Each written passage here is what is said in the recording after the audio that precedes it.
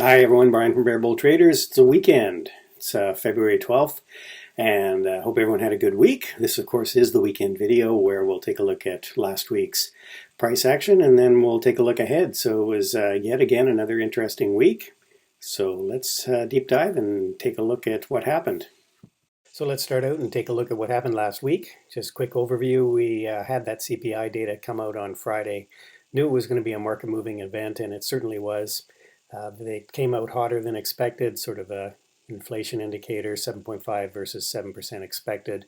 And of course, adding fuel to the fire there was some Fed hawkish comments that followed about more aggressive rate hikes and tapering, and of course the market responded accordingly and sold off. So over the week we pretty much lost 1%, 3.1% on the Qs. That would pretty much happened primarily on the Friday. We were going out pretty flat up till Friday, and we had this sell-off. The S&P was down just under 2%, and interestingly, the IWM managed to eke out a gain 1.5%, and I'm thinking that's probably because there's a lot of financials in the IWM, and of course that was one of the areas where there was some strength. The IWM, or the financials, do like rising interest rate environment. So what were the areas of specific strength that we saw last week?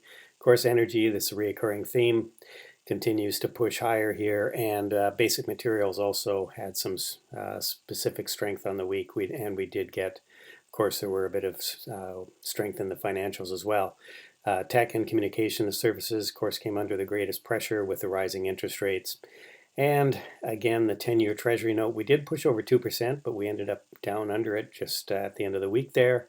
And the dollar was stronger, and I think there's, this overlying concern about invasion and inflation, say the two I's. So yeah, so let's take a look at the indexes, and then we'll try to figure out where we might be going next week. And so before we get into the charts here, just a quick plug for my book on Amazon, How to Swing Trade, Rules, Routines, Strategies that I use as a swing trader. So let's start looking at some charts here.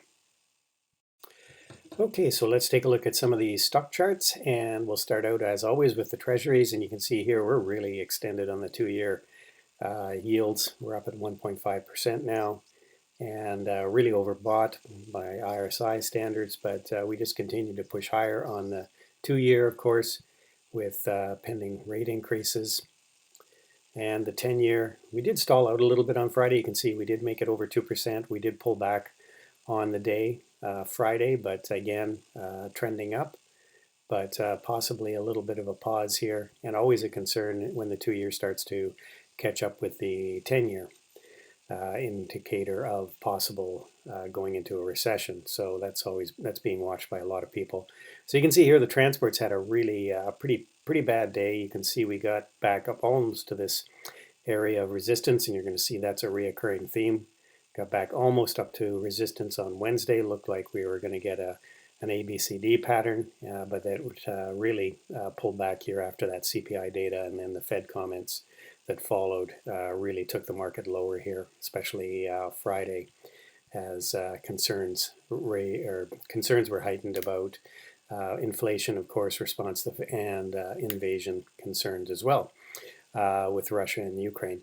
So you can see here on the week we did end up down on the transports, as go the transports, so the rest of the markets. The theory, the Dow, same thing, looked like, nice ABCD pattern, looked like a breakout on Wednesday. I think it fooled a few people if they weren't aware that the CPI number was coming out, and of course as soon as it did, and the comments drove the market right back down here. So we could be going back down to this level, this 34,000 level on the Dow. We'll see how things play out.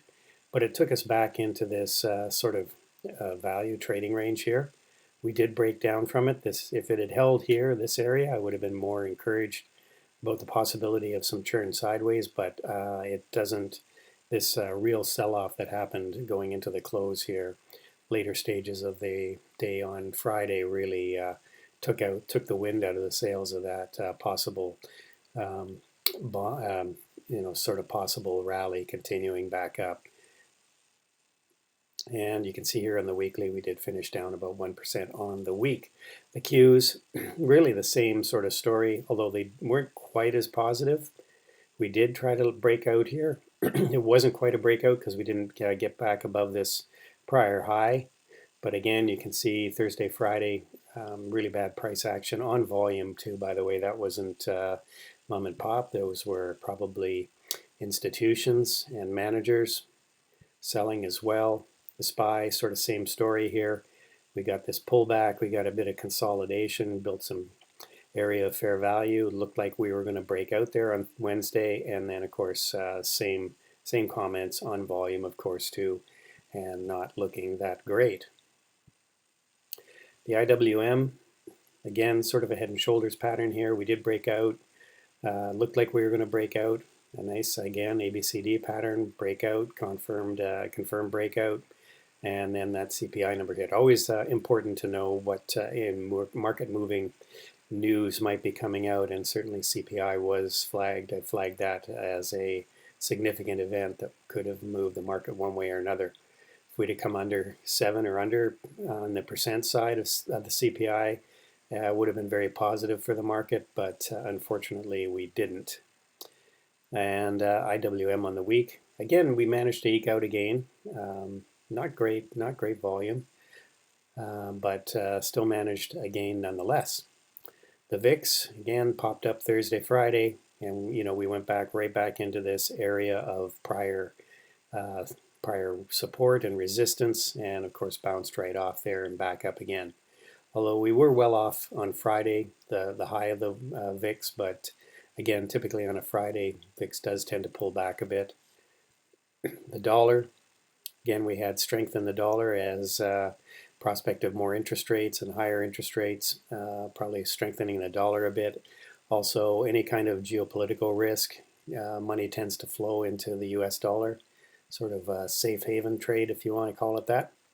And Bitcoin, again, pulled back. Didn't really respond as badly as some of the markets Thursday and Friday, so I guess if you could take a positive away from this, that would be it with Bitcoin. It seems to be holding above this trend line here on the weekly, so maybe there's something positive to say about Bitcoin. So let's talk about a few things that I am watching. I'm really liking gold. I mentioned this in the day trading room on Friday, and of course with the geopolitical risk that we have right now, this is a go-to stock. And I certainly don't want anything to happen, but it's certainly the State Department in the U.S. is certainly talking about a pending invasion by Russia. They're telling their embassy staff to get out here, and this will certainly bode well for gold, silver, and also oil. And those are the three sectors I'm kind of watching here next week. Oil and energy has already been on a tear over the last couple of weeks, and it just continues to move higher. Looks like it's going to go to 100 a barrel. And gold, again, just a safety trade for geopolitical risk, and certainly it was risk on the Friday. You can see this monster move here. I do have some gold in my portfolio right now through miners, and this is the GDX. This is a gold miner ETF, so you can play it that way, or Nugget if you want some beta. But it had a huge run on Friday. I'm expecting a bit of a pullback here after that big run on Friday. But we'll see what happens Monday morning if an invasion starts, saying Monday, Tuesday maybe, so who knows. Anyway, that's one position. LABU looks like it's putting in a bottom here. Might be a bit of a head and shoulders pattern. This is the neckline right here. So it did pull back, of course, with the rest of the market Thursday, Friday, but it kind of looks like it's trying to hold here. So keeping an eye on that. LABU, and if it can kind of break out above this sort of 2150 level. Lucid looks like it's breaking down here. It did lose this. You can see here there was a low of roughly 2560. Close 26. Close was $27. Let's call it that. Open was around $26. So we went out at 25.84. It does look like it's getting ready to break down here, and we are into an area of pretty significant congestion where there's been a lot of buying and selling. We're still in the sort of mid-range of that. So a little bit of a jury's out, but I did short a little bit of it on Friday, knowing that it was going out below this sort of level of prior closes and opens, sort of keeping in mind that these wicks here could still be an area where there will be some support. PAAS, again, this is a way to play silver. I like the breakout here as well. This was the prior level of support, which became resistance, and we broke out of that, and it looks like silver could easily go higher. This could easily go up to sort of 25 area as well. PayPal, again, looked like it was trying to bottom, but again, Thursday, Friday, fell victim to all the selling, and again, we're heading down. We could be heading to $100 on this, just like Square. Silver, again, really nice engulfing candle on silver. Silver is probably going higher as well. Again, this is not just a sort of poor man's gold. This is also material that's all used in a lot of alternative energy stuff. And you can see here what's happened with the so future demand on silver, just finishing the thought there.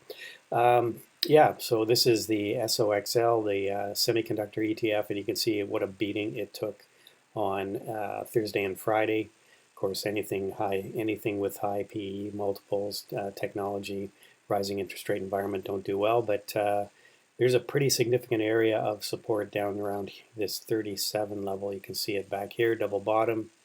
There was also an area we held right back in this area, so I'd be setting an alert for somewhere around 37, 37 and a half, possible buy there. Square, I bought some of that. I had some of that this week, popped up. It did hit this trend line where I sold some of it and then sold the rest of it on Friday. Just didn't like the going into the weekend with anything long like Squares. With the geopolitical risk environment that we're in right now. Tesla had these 1,000 calls right here, sold them and collected the premium, and of course didn't even go very close to 1,000 at all, so I just kept the money on that one. Worked out well. UNG looks like we might be finding a bit of a bottom here. We had this massive pop on the storm and then some short covering. Traders caught short, and now we've had this massive pullback.